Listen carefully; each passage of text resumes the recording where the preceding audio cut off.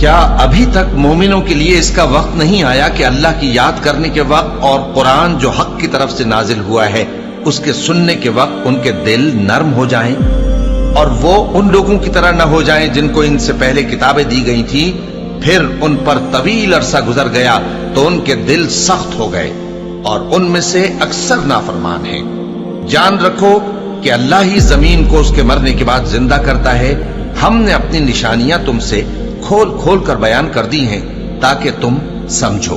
جو لوگ خیرات کرنے والے ہیں، مرد بھی اور عورتیں بھی، اور اللہ کو نیک نیتی سے قرض دیتے ہیں، ان کو کئی گنا ادا کیا جائے گا اور ان کے لیے عزت کا صلہ ہے۔ اور جو لوگ اللہ اور اس کے پیغمبروں پر ایمان لائے، یہی اپنے پروردگار کے نزدیک صدیق اور شہید ہیں۔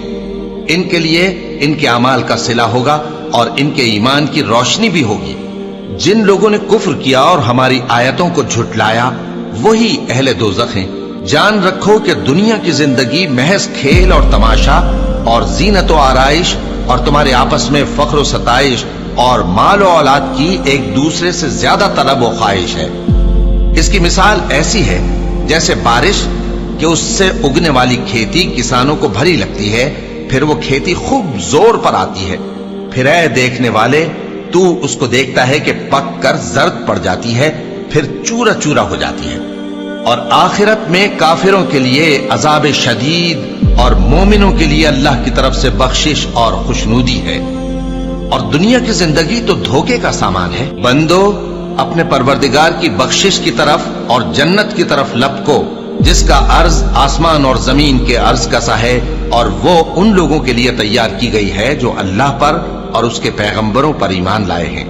یہ اللہ کا فضل ہے، جسے چاہے عطا فرمائے، اور اللہ بڑے فضل کا مالک ہے۔ کوئی مصیبت زمین میں اور خود تم پر نہیں پڑتی مگر پیشتر اس کے کہ ہم اس کو پیدا کریں، ایک کتاب میں لکھی ہوئی ہوتی ہے، اور یہ کام اللہ کو آسان ہے۔ تاکہ جو فائدہ تمہیں حاصل نہ ہو سکا اس کا غم نہ کھایا کرو، اور جو تم کو اس نے دیا ہو اس پر اترایا نہ کرو۔ اور اللہ کسی اترانے اور شیخی بگارنے والے کو دوست نہیں رکھتا، جو خود بھی بخل کریں اور لوگوں کو بھی بخل سکھائیں۔ اور جو شخص روگردانی کرے تو اللہ بھی بے نیاز ہے، لائق حمد و ثنا ہے۔